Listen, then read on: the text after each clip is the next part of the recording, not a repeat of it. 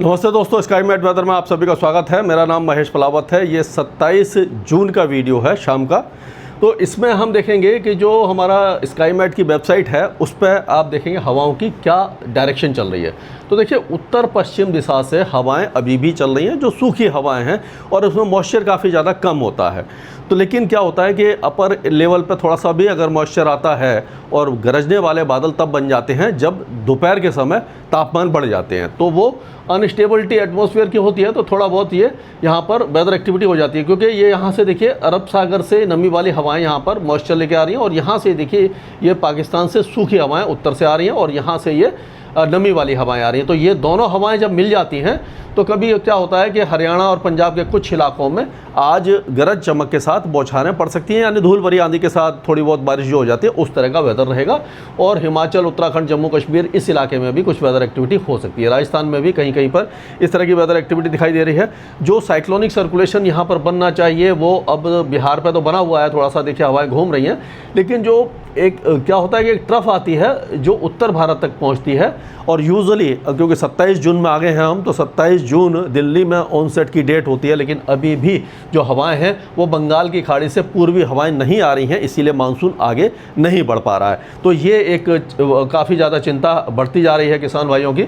अब आप देखिए कि जो बारिश है पिछले 24 घंटों में, उसमें हम देखें तो यहाँ पर आप देखें ये बहावल नगर जो पाकिस्तान है वहाँ पर बारिश हुई है, बाकी कहीं पर भी नहीं हुई। और ये शिमला में 13 मिलीमीटर हुई है। पहाड़ों पर थोड़ी बहुत बारिश की गतिविधियाँ देखने को मिली है। और यह राजस्थान में आप उदयपुर में 23 हुई है, 29 हुई है, आपकी चित्तौड़गढ़ में, भीलवाड़ा में 13 हुई है और अजमेर में 9 मिलीमीटर। तो इस इलाके में बारिश हुई है। और यहाँ पर आप देखेंगे तो उज्जैन में भी 39 मिलीमीटर बारिश हुई है। और यहाँ पर अब बारामती में और ये मुंबई कोलाबा में 18 मिलीमीटर है। सांताक्रूज में बहुत कम बारिश हुई है, यानी मुंबई में जो बारिश की गतिविधियाँ थी काफ़ी ज़्यादा कम हो गई। तो कुल मिलाकर के बारिश देखा जाए तो बहुत ज़्यादा कम होती जा रही है।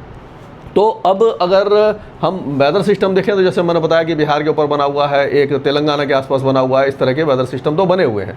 और हवाएं अभी भी यहाँ से देखिए नमी लेकर आ रही हैं और यहाँ से उत्तरी हवाएं आ रही हैं। तो इनका जो मिलन हो रहा है इसके कारण यहाँ पर बारिश की गतिविधियाँ अभी बनने की संभावना है। और अगर देखा जाए तो मानसून की कोई खास प्रगति नहीं हो रही है कई दिनों से। अगर देखें तो आप देखिए अभी भी ये 26 जून तक है, लेकिन आज भी आगे नहीं बढ़ने वाला है कहीं पर भी, क्योंकि बारिश ज़्यादा हुई नहीं है।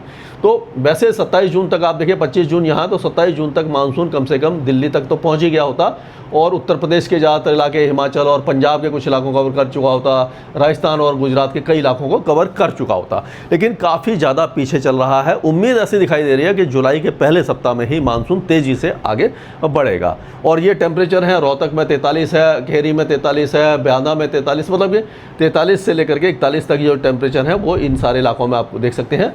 और बारिश भी कम हुई है, यानी कि जो 3 डिजिट रेनफॉल मानसून में अक्सर हुआ करती है वो भी बहुत कम हो गई है।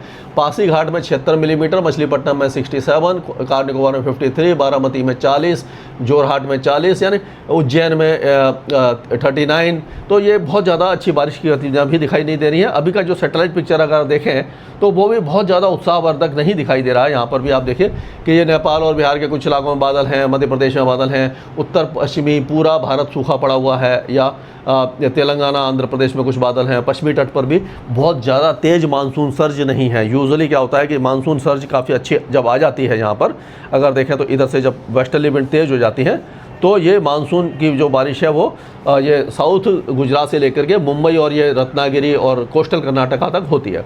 तो ऐसा लग रहा है कि 30 तारीख से फिर से मुंबई में बारिश बढ़ने वाली है। अगले 2 दिनों के दौरान मानसून बहुत ज़्यादा एक्टिव नहीं रहने वाला है। तो इस तरह का मौसम दिखाई दे रहा है। तो आज अगर 27 तारीख की बात करते हैं तो इसमें आप देखिए कि ये साइक्लोनिक सर्कुलेशन जैसे मैंने बताया था यहाँ पर ये बना हुआ है और ये हवाएँ देखिए यहाँ से इस तरह से ये घूम रही है, ये ट्रफ आ रही है इस तरह से, और यहाँ से ये नमी वाली हवाएं इधर आ रही हैं और ये सूखी हवाएं आ रही हैं। तो इसीलिए इस इलाके में कुछ वेदर एक्टिविटी हो सकती है पंजाब हरियाणा में। हालांकि ये मॉडल दिखा नहीं रहा, लेकिन चांसेस बन रहे हैं। पहाड़ों पर बारिश की गतिविधियाँ हल्की रहेंगी। उत्तर पूर्वी राज्यों में अच्छी बारिश है और बिहार, झारखंड और पश्चिम बंगाल के ज़्यादातर इलाके सूखे रहने वाले हैं। और उत्तर प्रदेश में भी कोई वेदर एक्टिविटी दिखाई नहीं दे रही है। देखा जाए तो राजस्थान के ज़्यादातर इलाके सूखे रहेंगे। केवल पूर्वी और दक्षिण पूर्वी जो राजस्थान है, जैसे कि आपका देखिए सवाई माधोपुर, कोटा, बूंदी, ये जो इलाके हैं यहाँ पर, और हो सकता है उदयपुर, चित्तौड़गढ़, राजसमंद, डूंगरपुर, यहाँ पर कुछ बारिश की गतिविधियाँ हो जाएँ। और ये अब मध्य प्रदेश के कुछ इलाके जैसे अलीराजपुर, धार, बड़वानी और खांडवा, ये जो इलाके हैं यहाँ पर भी बारिश की संभावना दिखाई दे रही है। और उसी तरह से महाराष्ट्र के कई इलाके, अब जो बारिश के जैसे नासिक, मालेगांव, जलगांव, यहाँ पर नहीं हो रही थी बारिश, वहाँ पर भी आज बारिश की संभावना दिखाई दे रही है। और पूर्वी गुजरात के साथ साथ महाराष्ट्र के कई इलाके, केरल, कर्नाटका, यहाँ तक कि तेलंगाना और आंध्र प्रदेश में भी बारिश है। रायलसीमा और तमिलनाडु में बारिश की गतिविधियाँ कम दिखाई देंगी। आप देखिए उड़ीसा में हल्की बारिश है, छत्तीसगढ़ के भी दक्षिणी इलाकों में ही बारिश दिखाई देगी आपको, और मध्य प्रदेश के भी दक्षिणी और दक्षिण पश्चिमी इलाकों में ही बारिश आपको दिखाई दे जाएगी। बाकी उत्तर भारत लगभग सूखा रहेगा, कहीं कहीं पर खंड वर्षा हो गई तो हो गई। तो कुल मिलाकर के बहुत ज़्यादा अभी एक्टिविटी ऐसी नहीं है कि मानसून एक्टिव हो जाए।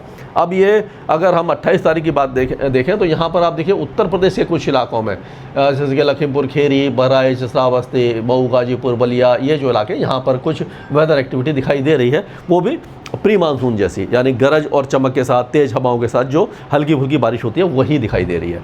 अब मध्य प्रदेश के साथ साथ ये पूरे जो दक्षिणी मध्य प्रदेश है, छत्तीसगढ़ है, और यहाँ के विदर्भ, मराठवाड़ा, मध्य महाराष्ट्र, यहाँ पर बारिश बढ़ जाएगी। कोस्टल कर्नाटका, केरला में बारिश बढ़ जाएगी। यानी दक्षिण भारत में ये 20 डिग्री लैटीट्यूड से नीचे बारिश की गतिविधियाँ काफ़ी अच्छी हैं, पहाड़ों पर कम हो जाएगी।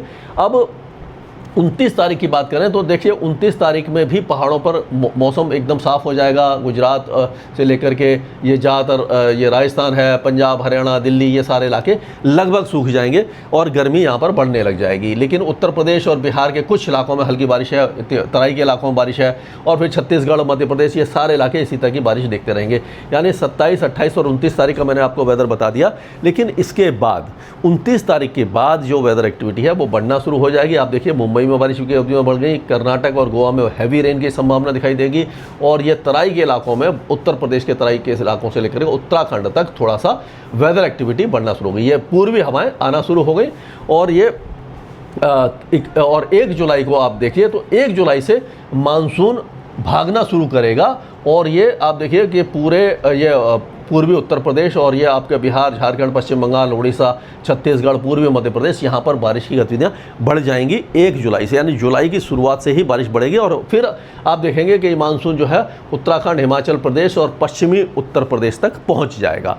तो अभी जो 27 तारीख है तो ये 4 दिन, 27, 28, 29 और 30, ये 4 दिन जो है वो थोड़े से कमज़ोर रहेंगे। हालांकि 30 तारीख से ही मानसून थोड़ा सा प्रगति करना शुरू कर देगा, लेकिन 1 जुलाई से लेकर के 5-6 जुलाई तक जो बारिश है वो बहुत ज़्यादा अच्छी होगी और काफ़ी इलाके कवर हो जाएंगे।